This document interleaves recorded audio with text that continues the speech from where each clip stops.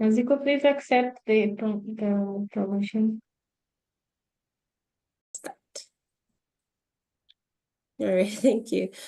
Hello, everyone. Welcome to today, one of our wonderful moments to share our experiences, share our insights. So we welcome you today to our webinar where we are enhancing community-led advocacy when it comes to CCM-related processes. So we'll be here to share our roles, responsibilities, and lesson learned for civil society organizations to be engaged in the CCM-related processes. So let's make use of the chat box to introduce ourselves. I'm your host today. My name is Grace Ngulue. I'm from Eanaso. So we'll begin with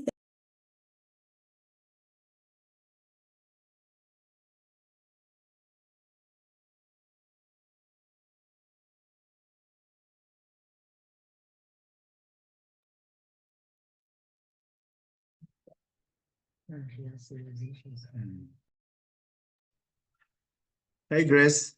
Maybe she had a power cut. She's just Oh, dropped. yeah, I know. I guess I figure out, yeah. Yeah. So as we wait for colleagues, as we wait for Grace to rejoin, I think we can proceed. She's at a place where there's a lot of interruption in terms of electricity. So we understand that this part of the of the world is a challenge. Grace is she was introducing herself. She's a colleague from Ianaso. She's the coordinator of the Anglophone Regional Learning Hub. So she's actually bringing us together to now discuss a number of things. And one of the things that today we're discussing is the CCMs and how can communities engage more effectively in the CCM processes. As we understand, CCM is one of the policy-making organ or structure within a country that makes decisions on global fund grants, provide oversight, and also ensuring that at least the communities are fully engaged in global fund processes. So this is a very important activity for today. We want to have a clear understanding of the roles of the CSOs in the CCMs, discuss the challenges that some of the representatives who sit at the CCM, who represent civil society and community groups, some of the challenges that they experience, and also learning from them on how they've overcome some of these challenges, and also just to give us an overall, what are some of the best strategies for CCMs to be able to communities to be able to engage in CCM processes. But all this is also combined with an opportunity for us to have to get information updates on what is happening, because CCMs have been there over time. There have been a number of processes. I think we remember the CCM evolution process started, and after that, we had a number of CCM processes to strengthen CCMs kicked in. So we need to also get an opportunity to hear some of the new things that are happening within the CCM, so that we can use that information to effectively position ourselves to get into the CCMs. So so that's, I think, the overall objective and outcomes of this meeting that we expect, and we hope we'll have an interactive meeting. So as we get into the next activity, I think we also need to introduce my name. My name is John Beku from Ianaso. I would like to welcome everybody here to this meeting, and we are really glad to have you participate. The most important objective, please remember, is that how do communities increase the engagement in CCM processes, and that is the only entry point, one of the entry point for communities to play a more leadership and active role in the oversight, management, design of global fund grants within our countries. So this is a very good opportunity. Ianaso, as you understand, I think by now you know, is a regional organization that supports, initially started supporting HIV programs, but now it supports a broader health sector agenda and human rights, and ensuring at least we have sustainable community systems that can be able to take care of health challenges and respond to health challenges in our region. So Ianaso is based in Arusha, I think we all know. And we are very much glad to host the Global Fund Learning Hub for the region. So feel welcome everybody. So I think just to cover a few basic rules, we need to use the chat box. At least when we can use that, make use of that tool, we will be looking at what is coming in from there. the questions you have. If you have any inputs, if you have any comments, we'll be looking at that. Feel free to ask questions, seek information, clarity, also share your experience on that tool as well. So we'll this is going to be an interactive sessions, but we will listen to our speakers, and then we'll have an opportunity for us to be able to engage and ask questions or share our experiences. Next, Linda. So to get us starting, I think we are glad to have Maziko Matemba, a very good friend of mine. We've worked together for some time. He's based in Malawi. He's been a long-term vice chair of the CCM in Malawi. Maziko played a very key role in strengthening the community representatives within the CCM in Malawi, ensuring opening up space for community groups, youth, the constituencies, people affected by the three epidemics, opening up that space to ensure that at least communities participate in the Malawi CCM effectively. He's been a very good leader within Malawi. He championed the CCM evolution, transforming the performance of Malawi CCM to a very effective CCM where it is right now. And he has been a very good friend of our civil society, pushing for inclusion of communities within the civil society, the Global Fund architecture. So we are glad to have him. So Majiko will take us through the overview of CCM, just giving us information. What are these CCMs? And what they Thank you do? very Yeah, so please, Majiko, welcome. Thank you so much, John, and for that introduction. And thank you so much, John and Dianaso and Grace, and all at Dianaso, but also at the Global Fund, and also the almost 100 participants to this important conversation which we are having. I'll try to share with you some of the CCMs, looking at my experience, as John has mentioned, what we went through, what are our roles and different things which we're supposed to focus in when we're in the CCM, more especially for people who will be interested to join CCMs as CCM representatives, but also people who can be able to the civil society and the youth and communities to support people who are in the CCM. And I was also very fortunate, as John has mentioned, that John came and he supported us in terms of the CCM evolution. System evolution was a process where we're evaluating all the CCMs on how they can respond better to the expectations of the communities, civil society, and other groups. So it was a very good, interesting interaction which we had with John and others on the same. So next slide, please. First of all, I think let me allow you to share with you some of the aspects, because for the interest of people maybe who are listening about the CCMs and all those for the very first time. Global Fund, as you are aware, that is an institution which was created by United Nations in 2000s.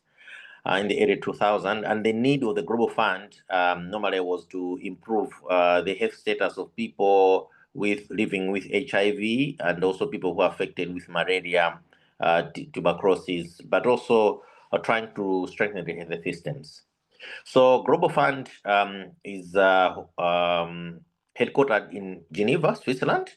That's why it's headquartered, and the CEO currently is Mr. Sanz, who looks at the many programs. So within the Global Fund, there's so many departments, section, and others. But for the interest of this conversation, which we are discussing here on community and civil society, but also the CCMs, we have very two key sections or departments within the Global Fund. Thus, we have the community rights and gender. This is a community which looks at the interests of communities, we communities and civil society, on what we are supposed to do, how we can contribute to the overall Global Fund strategy, but also in our countries, as John has mentioned. But also we have another very important section or committee within the Global Fund, that's a CCM hub. So if you heard about CCM, is a country connected mechanism. It's a mechanism because Global Fund, by design, they don't have country presence. So they rely on a country ownership.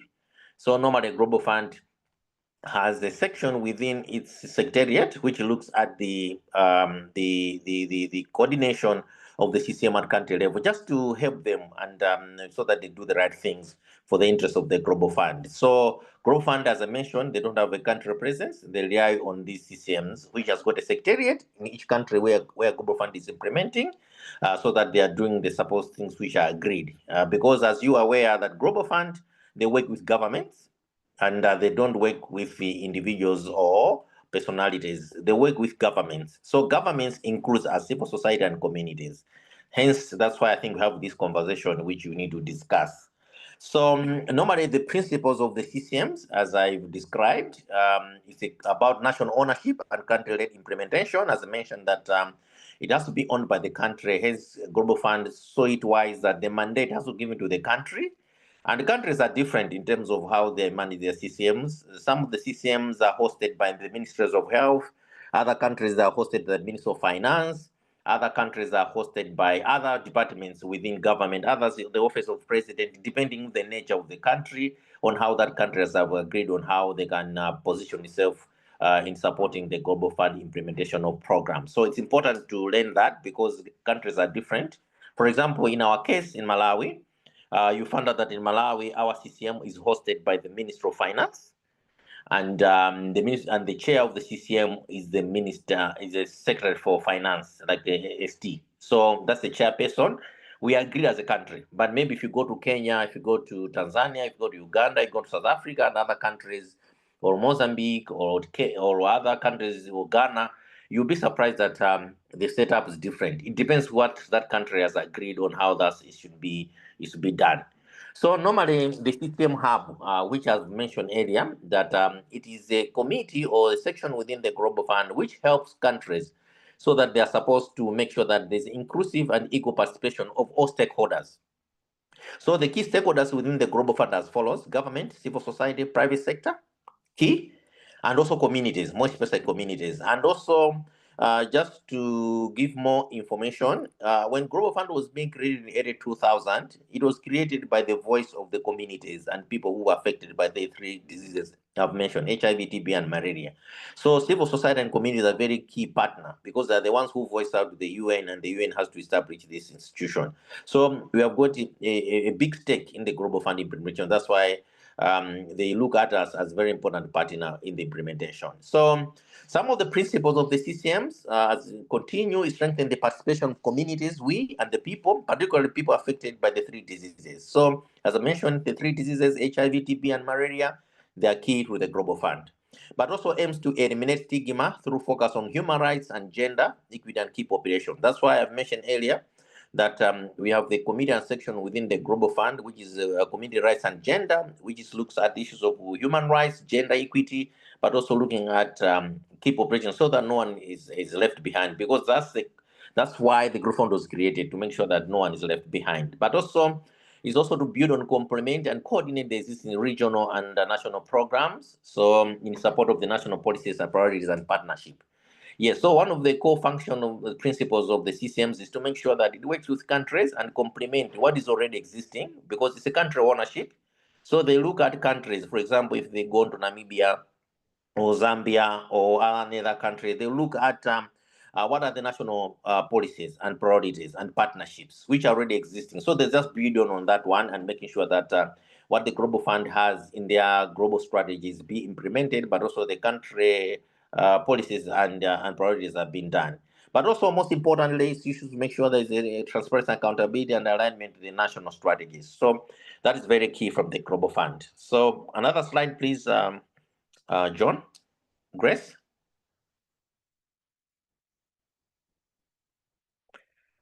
The next slide.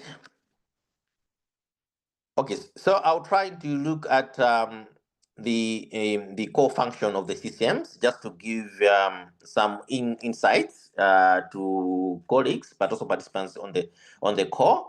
Is to one of the core function is to coordinate the development and submission of funding requests.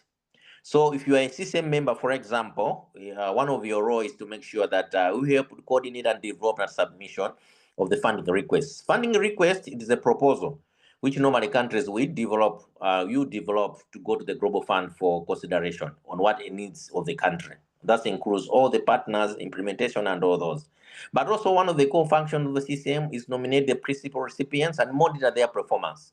So this is another important core function of the CCM, is to make sure that we nominate the implementers. So the principal recipients, they are the people who will be supporting the implementation of the global fund at country level. So for example, you are in Chad, or maybe you are in Mali, or you are in Nigeria.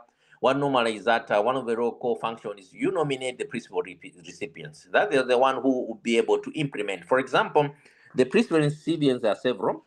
You have principal recipients currently from the civil society side, look at the NGOs and civil society and communities, but also we have principal recipients which come from government, which normally in most of the countries is ministers of health, others minister of gender, others minister of finance, depending with the nature of the country and how that country has proposed us to be. So you nominate those ones, and also you monitor their performance. So if you're a CCM member, if you want to be one, make sure that you've got the enormous responsibility to make sure that you monitor their performance as well after nominating them. But also to oversee implementation of approved programs, including the closure process. So if you're a CCM member, you also have to have the need and the capacities and the interest to making sure that you oversee the implementation and approved programs, including closure. So when you're a CCM member, you have to know that it's a voluntary. I didn't mention at the beginning, because people might be asking to say, are you paid to do this? You are not paid, you are volunteers, but you do the needs for your countries and communities, and you have to do, you coordinate the development of the proposals, funding requests, you nominate the implementers and monitor their performance, you oversee their implementation of approved programs, including the closure, if indeed the process is coming to an end. But also sometimes you discipline where necessary if indeed the implementers are not doing the right things. But also you endorse any programs reviews. For example, if you may be in your first year or second year, you find the other programs are not as what you desired, as designed in the Global Fund operation policies, you have to endorse the revision of that program for the country, whether from the PRIs, whether from the NGO, or is it from government, you have to review and endorse. So you have got that power of also endorsing. Another slide, please. Yeah, so what are the eligibility criteria? What are the most important things which you need to consider within the CCM? As I said, the responsibility of CCM is enormous. You have to do a lot. It's voluntary. You have to be willing to help your communities and your country. It's voluntary. I just want to emphasize on that point. So what are the CCM eligibility requirements? The eligibility requirement of the CCM is how can Global Fund also try to measure the eligibility of the CCMs, because as I said, Global Fund have got policies and procedures on how the CCMs are supposed to operate. Because as you know, these resources are mobilized by the Global Fund from countries, so the Global Fund is interested to report back to the donor countries or foundations on how the implementation is happening at country level. So they have got also the CCM eligibility criteria. One criteria is the Global Fund requires all CCMs to, one, coordinate the development of funding requests through a transparent, documented process that engages a broad range of stakeholders. So one of the requirements which the CCM have through the Global Fund, they would require for our countries to do is to make sure that the CCM coordinate and development funding requests through a transparent and documented process. What this means, I think John and Tim can agree with me, is that when we are doing the processes, it has to be transparent, and also it has to be documented. And that is key from the Global Fund to look to, and they will look for that, whether that process is clear. And we as civil society, as accountability agents, we have to make sure that is done. Secondly, on the requirement number one is to clearly document efforts in engaging the key population in the development funding request. As I said earlier, the key population are the ones who cried foul at the beginning when TB, HIV, and HIV was a problem. They couldn't access services and they wanted to be supported. And what they did was to lobby the UN and the governments to make sure that we have the funding mechanisms we can support. So key population is one of the key player in the Global Fund, because they are the ones who are affected with the 3 diseases and others. So we have to make sure that the key population are also included in the development funding request, so that their needs and expectations are also done. So requirement number 2, the Global Fund requires all CCMs to nominate one or more PRs. So as the CCMs, if you are interested to go on the CCM, you have to make sure that the requirement number 2, you have to nominate one or more PRs in your country and make sure that there is a PR for civil society, but also from the government side. You can have many more depending with the range, but also the disease burden, but also according to the advisory from the Global Fund on how that can be done. So you can nominate 3, 4, 5, depending. But also the time for submission of the funding request. So you have to make sure that when these are nominated, you have to also make sure when you are submitting, you also, the Global Fund request, you have to make sure that you have nominated them in the process I've mentioned earlier, transparent and also documented process. So you can nominate 1 or 2 or more. And also document a transparent process of nomination. So the Global Fund, as they need, as the custodian of the resources, they want to see that there's a transparent process of nomination of all new and continuing PRs based on the clear defined objective criteria. So normally what this means that when you are nominating the system, the implementers, the PRs, what we also need to look into, there are other implementers who will be continuing depending on their performance, because it doesn't mean that any implementer has to be removed after each cycle. Others, they might have done a good work, people are happy with them, you can continue with them. But you also need to do a process of assessing them properly, to avoid people maybe thinking that maybe you are biased towards them, maybe there were some other things. So that process has to be, that is a difficult one in most countries. John and Tim can agree with me, because sometimes when you are doing this process, other people don't understand why maybe you can drop some and also you can continue some. So you have to be very wary when in the system to make sure that that process is documented, even though maybe you are continuing some of them. More especially, the challenge which comes in implementation is governments, because most of the government, they would want the Ministry of Health to continue, but that process has also to be documented on how you have done, the assessment you have done, and all those. So that is key as well. But also document the management and of any conflict of interest that may arise on the PR nomination. That is key as well on the requirement number 2, because one of the things which now normally happens, all of us, we might be conflicted in the way we nominate the implementers, but also people who will be implementing the grant, because we as in the society, we're implementing these grants. So how can we declare and manage conflict of interest? So maybe some of you might have an interest to one of the implementer or an NGO which you are comfortable. Maybe you have worked with that organization before. It's not a sin, but you have to make sure that you have declared your interest, so that the process has to be normal, so that no one cries foul after the process that maybe you nominated an organization because you have had some interest. So requirement number 3 is the Global Fund requires all systems to submit and follow all oversight plan for all Global Fund approved funding, the financing. So what this means that all the countries on the requirement number 3, they are supposed to submit and follow the oversight plan. The oversight plan is an arm within the Global Fund system. So let me maybe explain on this one, because it's coming for the first time in terms of what I've described earlier. So in the CCM, as mentioned, is a country connect mechanism which a country decides at the country level. It has a secretariat.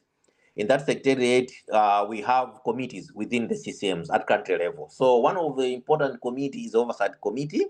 And in that oversight committee, they're supposed to develop an oversight plan.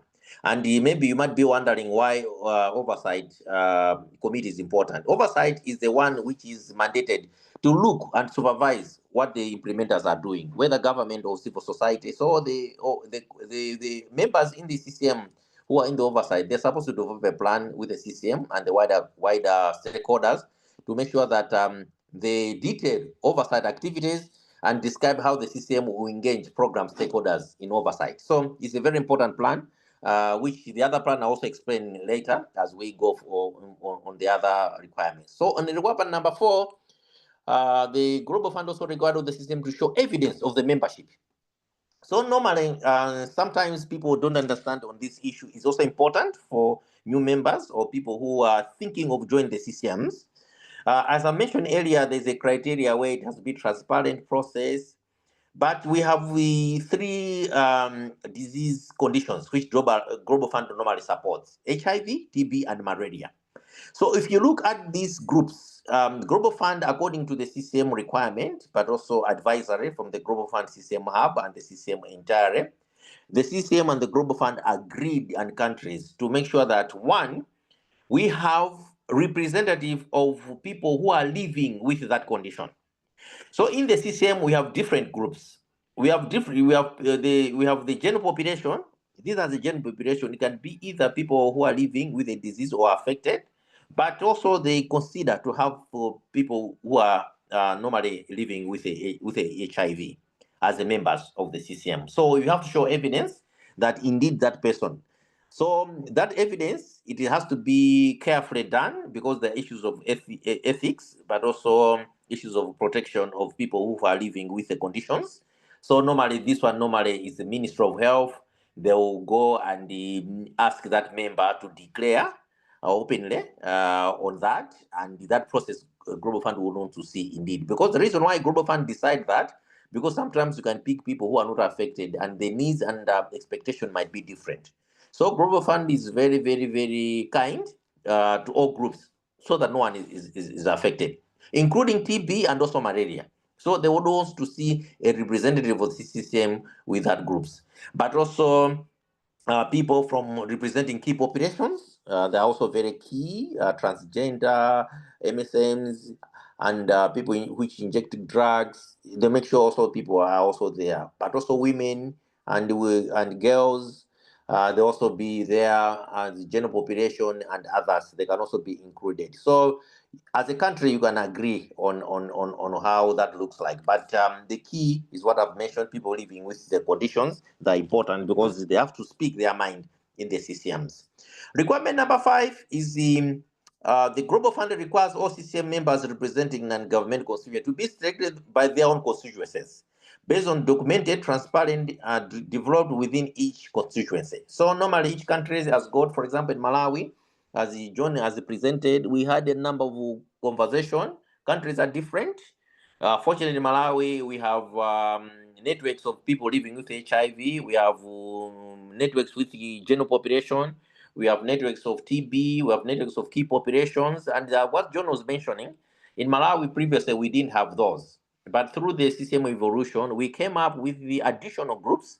Now, the CCM in Malawi, the majority, they are civil society. I have to applaud John and the CCM evolution and the Global Fund and GIZ for supporting us because when I was the vice chair of the CCM, I also fought very hard because I saw a lot of gaps in the CCMs and I proposed with my teams, of course, not alone, to make sure that we have other groups which were not there. For example, we didn't have a clear documented process on how we select key populations, transgender, MSMs, and others. They were not well represented before my time.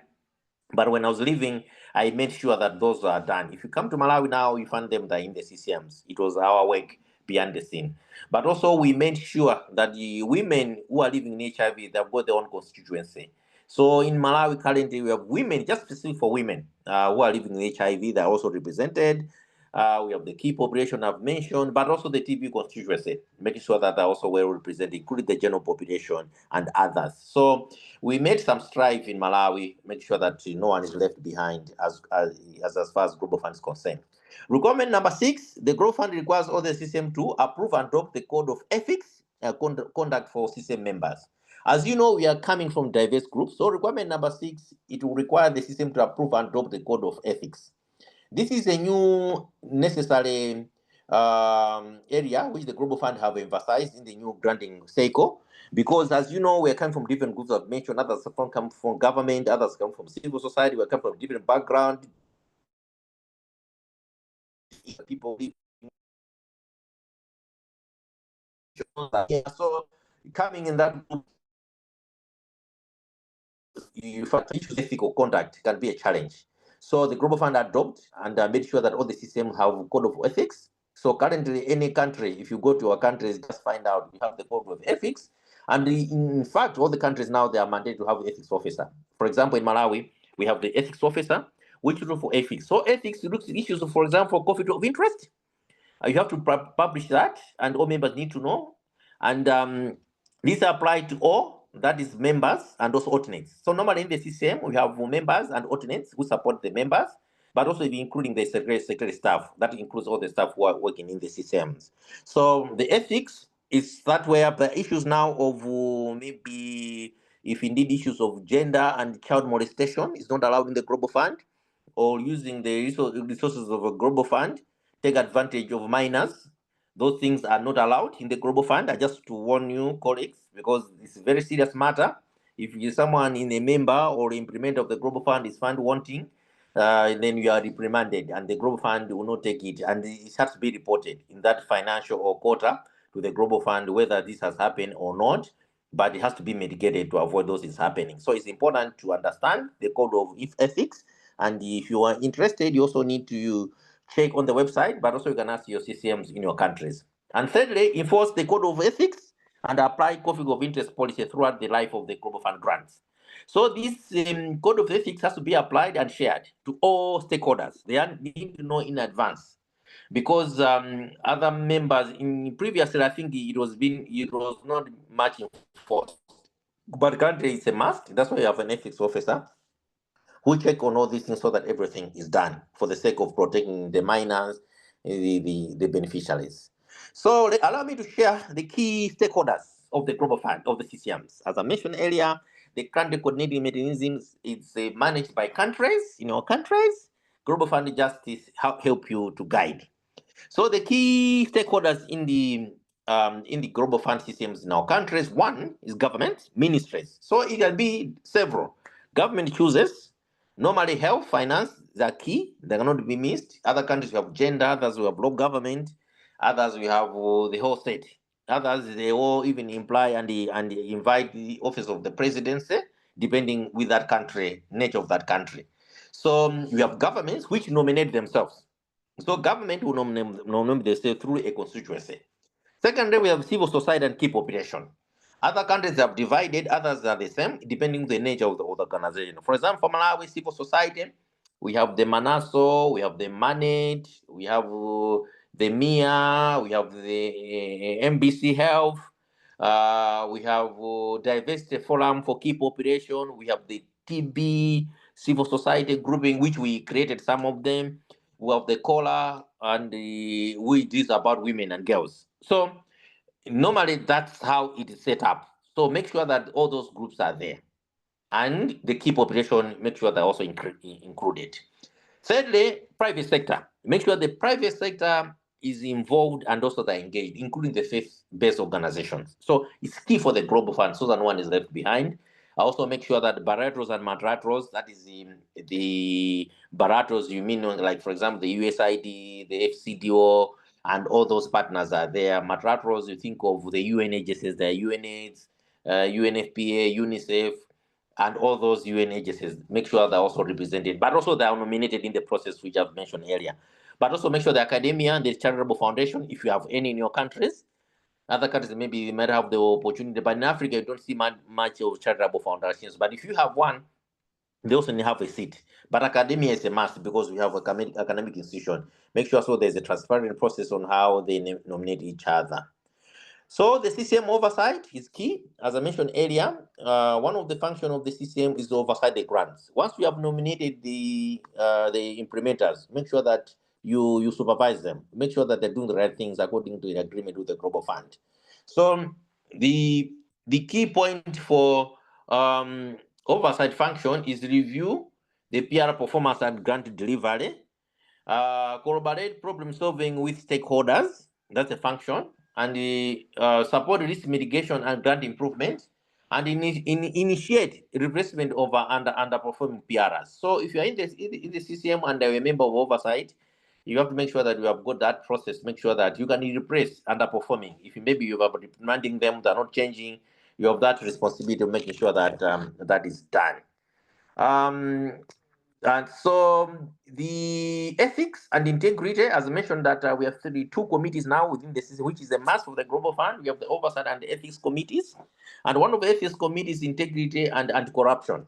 Because previously, according to the assessment with the Global Fund did with partners, they found that there was challenges in terms of ethical conduct of some of the members and others. So normally they look at issues on OCCMs are bound by the code of ethics. And some of them is mandatory for conflict of interest, have to be declared by everyone. It's a mandate now. Previously, it was not a mandate. And secondly, compliance with the Global Fund policy to combat fraud and corruption. As I said, it's not allowed. So we as community sometimes maybe we don't know, or maybe Global Fund is very serious about this, and I will explain why. The reason why Global Fund came with the ethics committee previously, it was not well spelled out, is because these monies are coming from partners and donors. And those donors, they normally go to the Global Fund, and most of them are in the board of the Global Fund, the partners and foundations. So normally, they would want to hear them, they don't want to hear their money being spent what was not agreed, or the money was used in other ways, because it has got a negative effect of the Global Fund when they are resourcing the funds. But these funds are coming from foundation and well-wishers. So Global Fund is very bound to report back to the donors when they meet in the board, and when they're also mobilizing more money. Duty to report unethical behavior and protect whistleblowers. It's also the responsibility of the ethics committee. Make sure that the whistleblowers, if indeed you want to whistleblow some misconduct, you'll be protected. So make sure the ethics officer or the ethics committee is supposed to protect the whistleblowers. Zero tolerance on corruption, fraudulent, and abusive practices is not allowed. And this is also checked in the CCM. This is key because, as I mentioned, that previously it's not there, but currently it is there. So, in a nutshell, I want to share with you, my esteemed colleagues, on what we have done, my experience in the CCM, but also what the CCM stands for, and what is the link between the CCMs and communities, so that to make sure that we understand where the link is. So it's very important. And on the community-led monitoring, when we are developing the funding request, lastly, allow me, John, Emma, and Emily, and Grace, just to mention this on the link, my last point. The link with the CCMs is that we need to make sure that community-led monitoring is a very important tool of identifying problems, which can influence and support the oversight and accountability of the Global Fund grants. So in the community rights and gender, community-led monitoring is a very important mechanism as a tool to support us so that we can inform funding requests, we can inform ethics, as I mentioned, we can enforce oversight, because that's where, as civil society community, we can get evidence so that we can implement our implementers and also supporting them where necessary. So thank you so much. If I've taken too long, Grace, I hope you forgive No me. worries. I talked a No lot. Thank you. worries. Thank you so much, No John, worries. and everyone. All right. Thank you so much, Maziko. I think that information was really very vital for our CSOs to know. And it's such a rare moment where we could be able to hear such information. Thank you so much, Maziko. We really appreciate your time. I know we have so many questions, comments, but please let's keep them, or let's make use of the chat box to ask questions. My colleagues are there to make sure that they respond to the questions that you have, or we will give you time to respond to the questions that you guys have. So, ladies and gentlemen, allow me to introduce to you our next speaker. Her name is Gemma. So Gemma, she is an independent consultant working with Frontline AIDS and the Global Fund CCM Hub to strengthen the community engagement on CCM. She's also a designed technical manager for the Global Fund new CCM Learning Hub. She also helps manage the Global Fund Ascent CCM project, which aims at strengthening community engagement on CCM in 5 African countries. I know Maziko mentioned something about CCM Hub. So I think this is an opportunity for us to learn more about CCM Hub and also learn more about the new CCM Learning Hub and see how best we can benefit as CSOs to engage in CCM-related processes. Gemma, this is your time. Thank you. Great. I'm going to be very quick to leave us time for discussion. So I'm going to speak on behalf of the CCM Hub at the Global Fund, with whom I'm currently consulting to provide 2 updates on two projects. So next, please. And you can keep going. So I'm going to update you on the Ascend CCMs project, which stands for Accelerating and Strengthening Community Engagement in National Decision Making through CCM. So there are 6 countries actually, but I mentioned 5 of them in Africa. I thought that would be the most interesting for this group. These 6 countries have low engagement scores. You can see the graph on the right there out of a possible 100%, but they show great potential. So that's why they're part of this project, to try to boost those scores as high as we can through implementing a 1-year project that's 2025 that's got some dedicated technical assistance and some additional resources to ensure communities are part of CCM decision making and the communication is working well. So that's our goal. Next, please. We've started by doing a diagnostic assessment in the 6 countries, and you can see the results on the right in terms of the representation. All of them have at least 40% civil society members, which is the benchmark. However, we also don't want too many civil society members because then we get an imbalance. And Central African Republic and Namibia are falling in this category. Also worth mentioning, we do not have key population representatives in Cameroon and Mongolia right now, which is not desirable in terms of equity and decision making on the grants.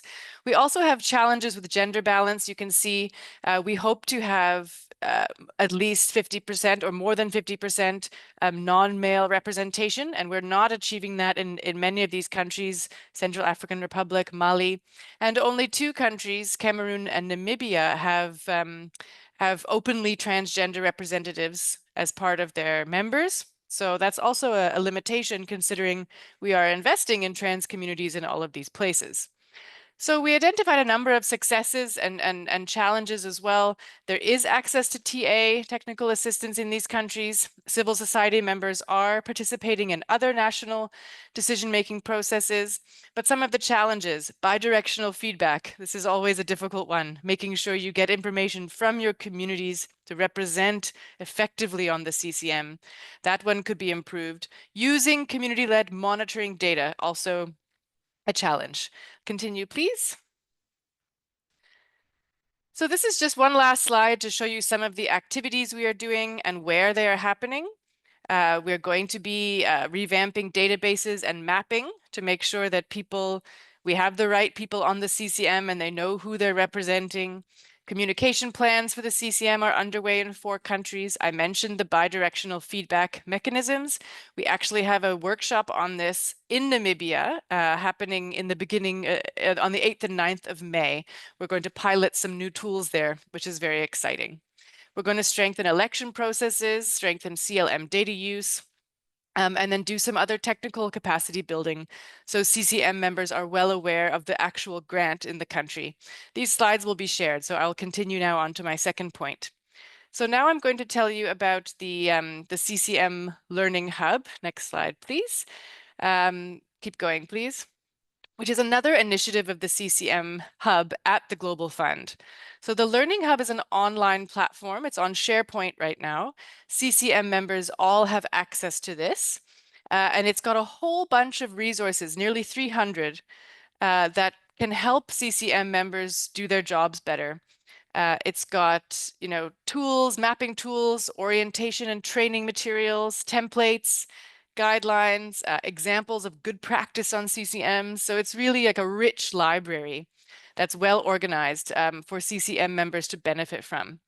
And there are lots of engagement resources there, which I'll tell you about. Next slide, please. This is what the page looks like for CCM members here. There's a simple animation to explain it. There are 4 sections: engagement, positioning, oversight, and operations. As I said, nearly 300, 280 resources in the documents repository and more. So my last slide is the next one, please, which is just highlighting the engagement tools that are coming up. There's going to be a new communication plan template coming very soon, so CCMs can adapt that to communicate better with the outside world about what they're doing. There are going to be new election guidelines that will also be coming out, including terms of reference, things like that, that CCMs can easily adapt. This is very key for civil society, who has to do open, transparent, and ethical elections of their members. There are new tools coming for bidirectional feedback. It's a whole menu of options, high tech, low tech, some that are more expensive, some that are cheaper. So depending on the context, countries can choose. And there's going to be some community-led monitoring training videos specifically for CCM members. So you can see, how do we use this data to improve our oversight, our reprogramming decisions, and things like that. I'll leave it there and turn it back to you guys so we can have 10 minutes for discussion. Thank you. All right, thank you so much, Jema, for such good information. And I feel like we need another webinar just for you to take us through the new CCM tool that you guys have developed so that people would be easily understand it and know how best they can use it. So I know, guys, we might have questions and comments, but let's keep them, or let's send them through the chat box. Our next session is the panel discussion. I will hand it over to my colleague John to bring in the two speakers who will be able to share their experience and also to share some of the challenges that they face as CCM youth representatives, key population representatives, women in the CCM. So it's a very good panel. John, over to you. Thank you. We'll share the slides, colleagues. We'll share the slides. All the slides that are being presented here, we'll share it with everyone. Just send us your email addresses in the chat box. Thank you. John, over to you. Thank you, Grace. And also, I think Linda is also uploading the slides and also the CCM policy document on the chat box, so we can also access it directly. Yeah, so thank you so much, colleagues, and thank you, Gemma and Maziko, for setting the scene and for also giving us the new updates and for sharing the wonderful project that also targets to strengthen the CCM performance and community engagement in CCM processes. So now we want to now hear from the live experiences from one of our colleagues who are CCM members and who have played a key role in CCM members representing civil society and different constituencies within the non-state actors.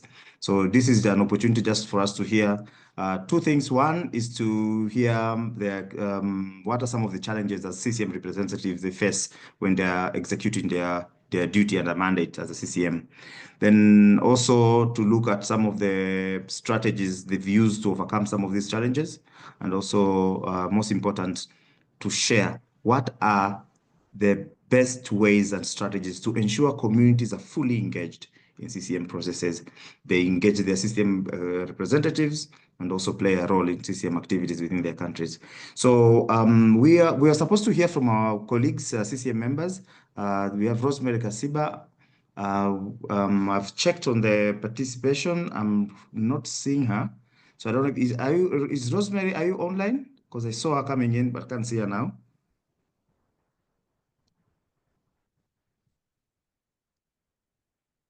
Okay.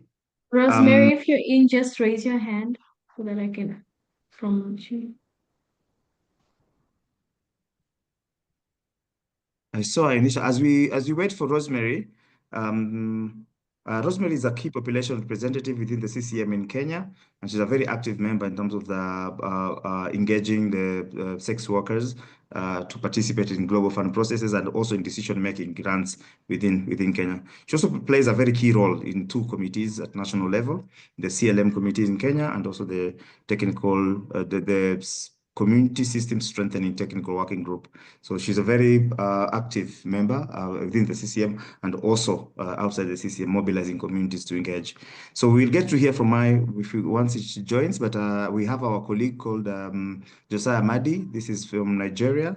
He's a very vocal and active community leader within Nigeria, representing the people who inject drugs constituency, and has represented this constituency at the CCM level and has a lot of experience in pushing the voice of this community to ensure that at least as affected communities within the three epidemics, their voices are heard and they're given opportunity. The space is opened. So welcome, Madi. If you can hear me, you can unmute and just share your experience. Madi, we want you to share your experience on what, as a representative within the CCM in Nigeria, and Nigeria is a very complex country, we understand. What are some of these 1 or 2, 3 challenges that, as a representative from civil society, you face sitting in this body within Nigeria? Then, and with these challenges, what are some of the strategies you have used to overcome some of these challenges? So welcome, Madi.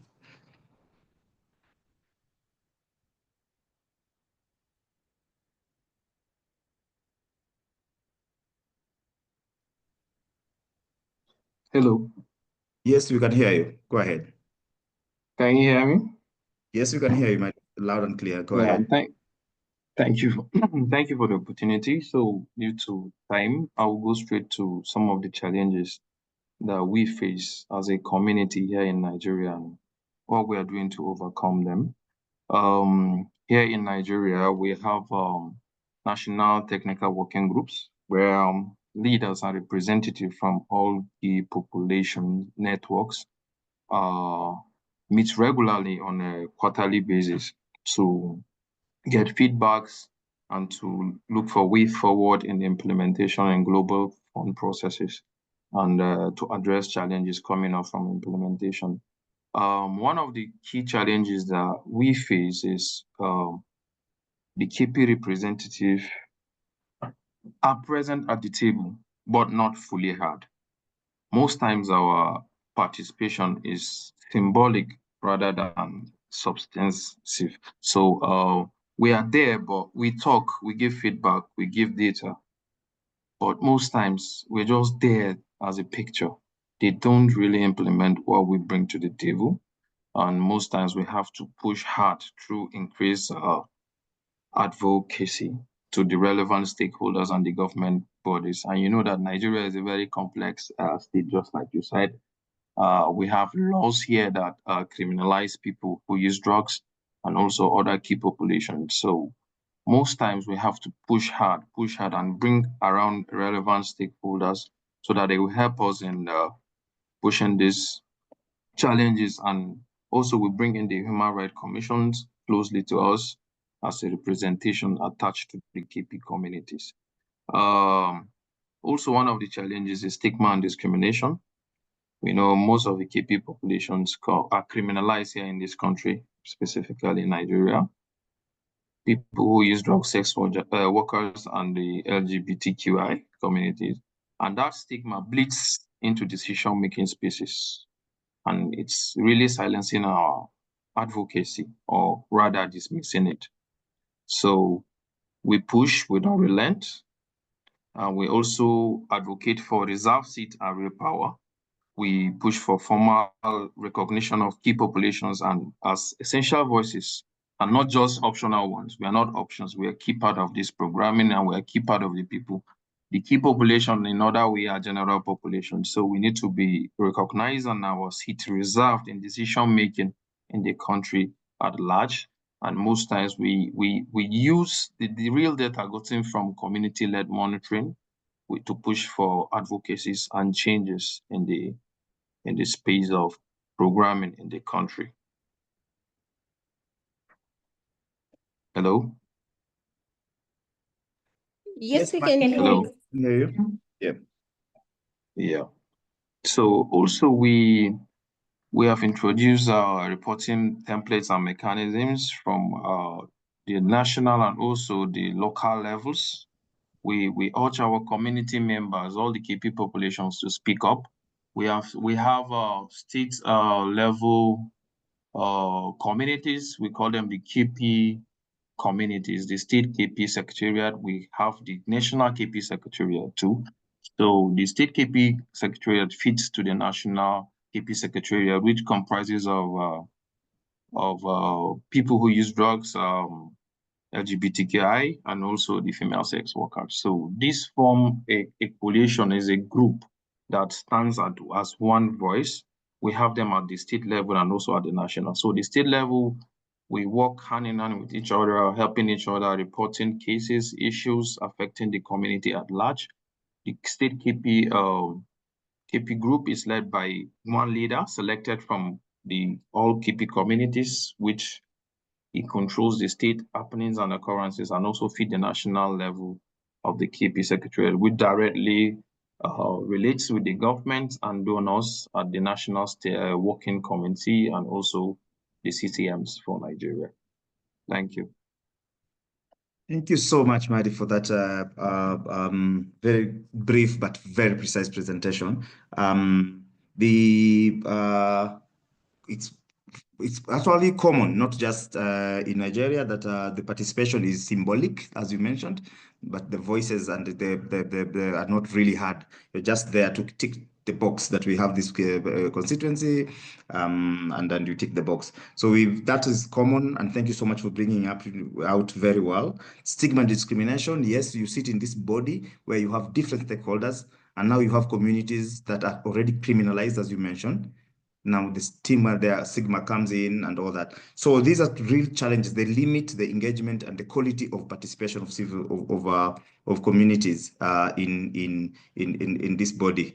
So thank you so much, and we really appreciate that bringing up the CLM. And I think Maziko ended up with that approach as well. So use the CLM data to provide evidence and demonstrate the need to have communities have a say in policymaking, and also your devolved system where you devolved your structures up to state level and the national level, where you have different groups at different levels playing critical role in mobilizing and organizing. So this is very good, and thank you so much for these insights. I think these are some of the things that we can use across. Let's not forget the reporting formats that you have that also help you to capture data and the reports and to inform and empower the CCM representatives and also the issues at the CCM level.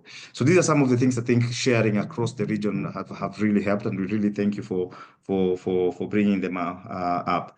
Now, I would like to quickly ask Maziko, who is still with us here. Now, we've seen some of these strategies that Madi has mentioned in Nigeria that have worked, and Nigeria being a very complex country, that they have tried to help people, communities engage in system processes. I would like to ask Maziko, are you able to share with us very briefly, when you started with the CCM in Malawi, there's a gap in community engagement, especially key population and other constituencies.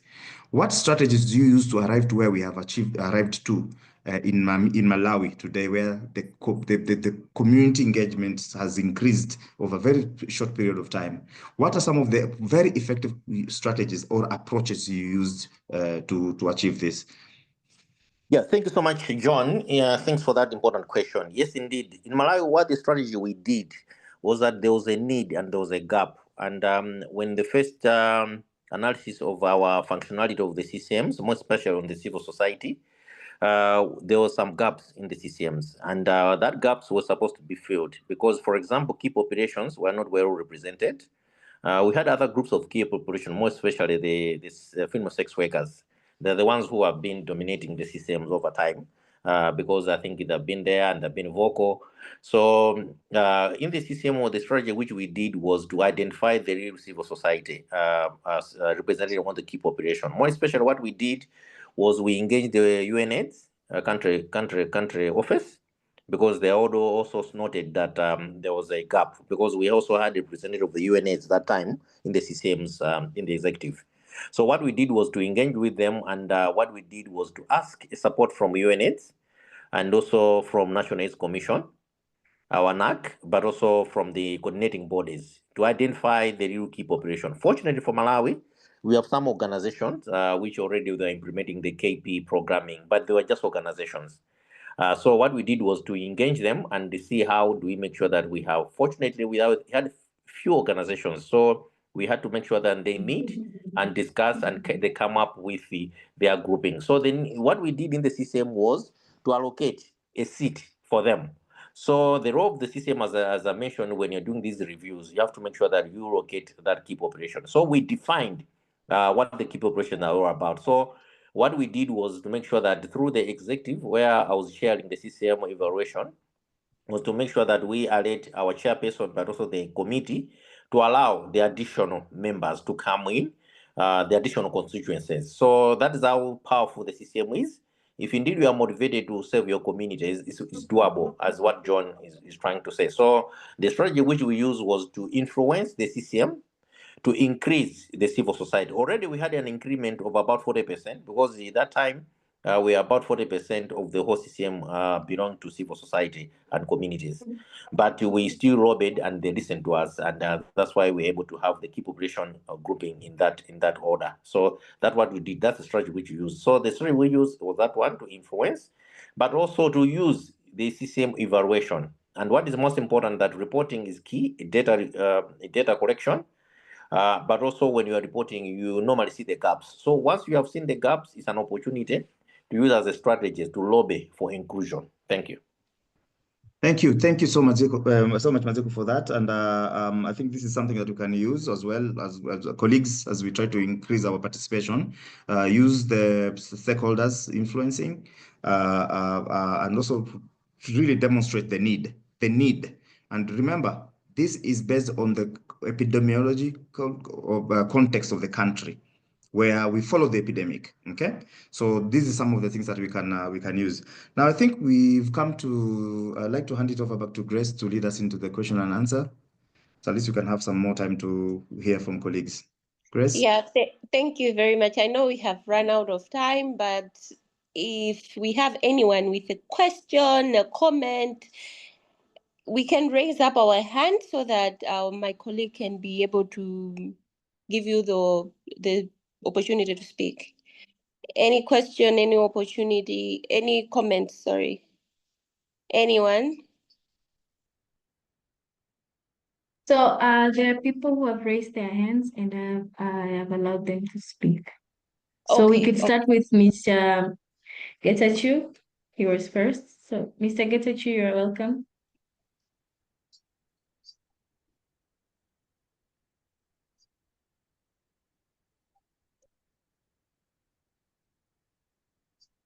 Maybe I can read his question. Okay. He asked, sorry.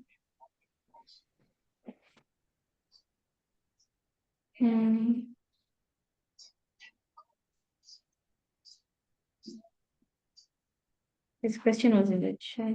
As you look for his question, could we allow Maisie Motong? Yes. As you read. Yes, his question says, is there an assumption on proportion of CCM members, government, CSOs, private sector, etc., to make the membership fair? Is there an assumption on proportion of CCM members, government, CSOs, private sector, etc., to make the membership fair? This was a question from Getachew. I think Maziko is more positioned to answer this.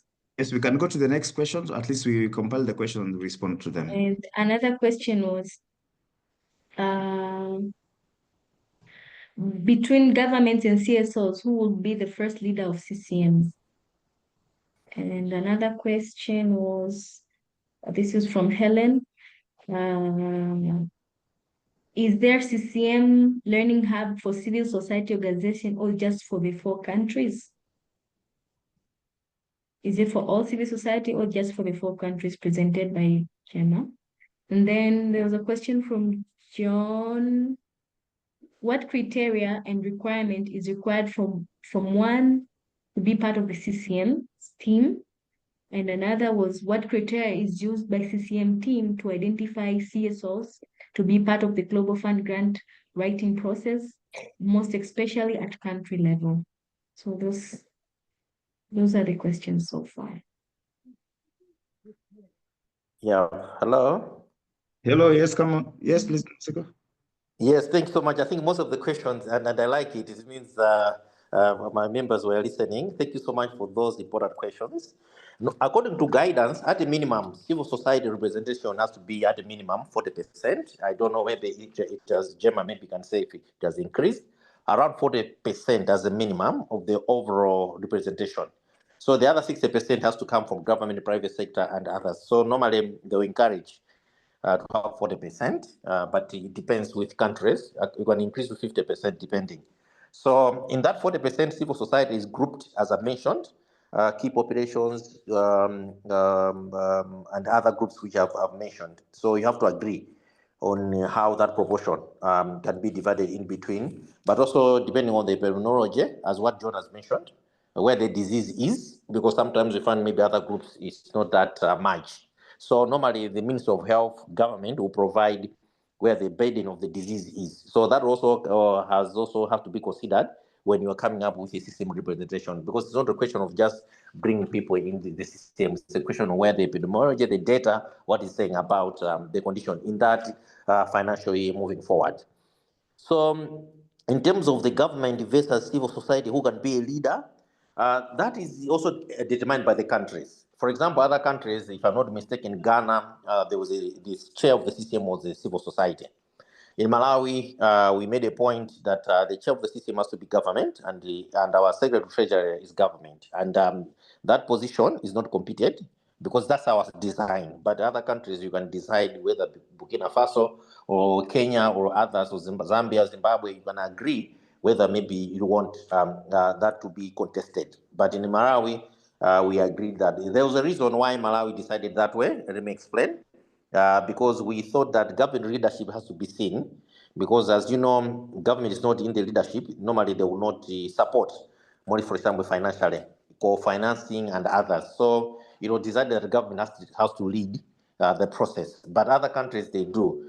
Where countries, the civil society are leading as a CCM chairperson, there are also some benefits and challenges, because it's how do you influence certain issues of resources. As you know, that Global Fund supported the grant support to countries resources, so you also have to be wary of where that money will come from. So that also would be very. In terms of identifying the people who write, is a very important question.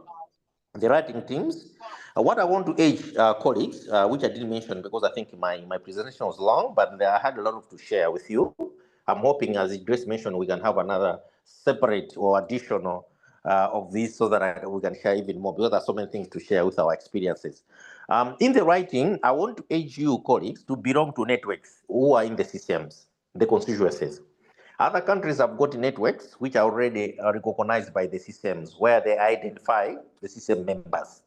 Other countries, maybe they will just maybe send a call in the newspaper, and then people will apply and you compete. But it becomes problematic because, for example, to a country larger like South Africa, where you can put a proposal, people to be in the CCM, it will be cumbersome, difficult to identify, and it can also be too political. And in the end, maybe you not get what you desire, because you have to make sure that people are in the space and they know the epidemic, but also they've been following the events within the Global Fund, so that it do what it's supposed to do.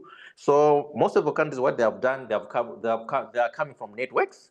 For example, Malawi, we have Manet, you have MIA, we have TB network, we have Diverted Forum for key populations, we have for women, column, and others. So countries differs, but what is most important, you have to have a grouping where it can support the process, and that grouping has to be approved by the CCM, because the system also need to approve your grouping. If you have a youth group in other part, for example, Nigeria is a big country, so it also depending on how countries see to it. I know it's difficult, but it's manageable if indeed your network or your establishment is recognized by the stakeholders at national level. Thank you.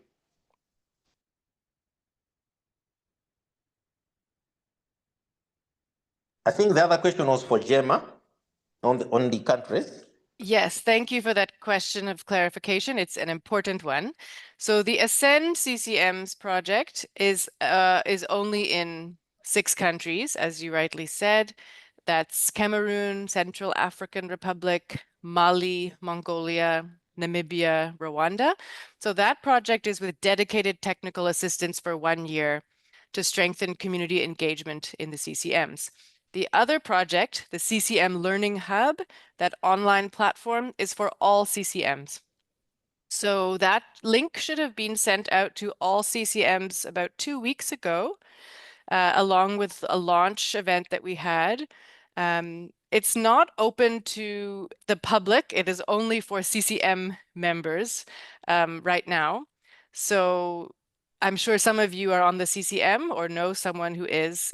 You can tell them about that. They can ask their CCM secretariat.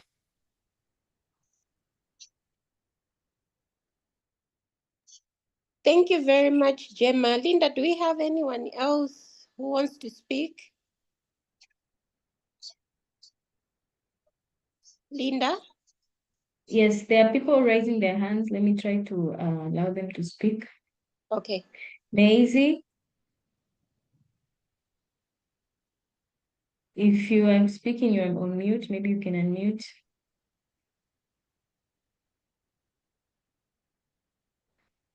Hello, everyone. Hello. Yeah, can you hear me? Thank you for the opportunity. Wonderful presentation, and it's very eye-opening. So, in line with what Josiah Madi said, I think our work have crossed paths. Interestingly, the National Human Rights Commission here in Nigeria has kickstarted a project where it works closely with the community, and they want the community to be the ones championing the cause of issues affecting them. Recently, they have developed a domestic emergency response framework for the arrest, detention, and persecution of key and vulnerable population. This is to address the cases of the human rights abuses of key and vulnerable population in Nigeria. And also they are doing like a policy, a landscape policy review to address some of the laws that are perceived to be very draconian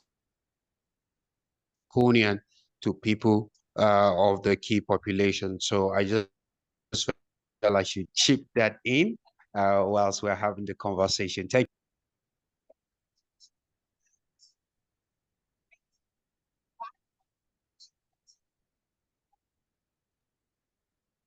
you. Over. All right. Thank you so much. Linda, do we have any more questions? I don't think so. I think, yeah, those were pretty much it. Okay.